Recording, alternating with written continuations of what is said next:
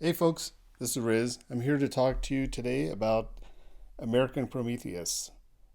It's a book about biography about J. Robert Oppenheimer, written by Kai Bird and Martin Sherwin.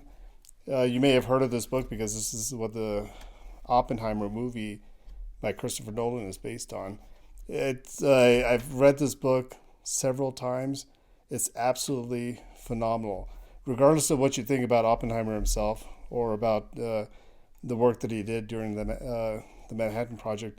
I think you're going to find this is a indispensable volume chronicling the work of the Manhattan Project, of Robert Oppenheimer, as well as a lot of the luminaries that were associated with Robert Oppenheimer.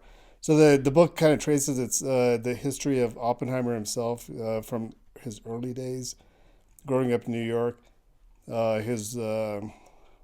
his studies in Europe under some fairly distinguished personalities, and then obviously his recruitment by uh, General Leslie Groves to lead up the Manhattan Project work at Los Alamos.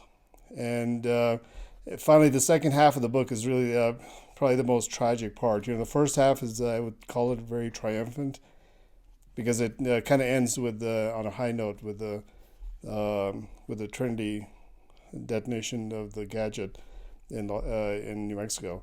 But the second half of the book is really about the the tragedy of Oppenheimer's life, what it became after the persecution by the U.S. government on some fairly trumped up charges of conspiring with the communist sympathizers and others. So, but nonetheless, absolutely amazing book. I highly recommend that you pick it up.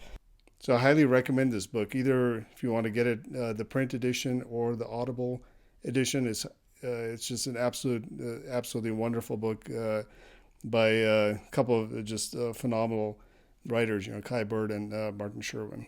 Okay, thanks.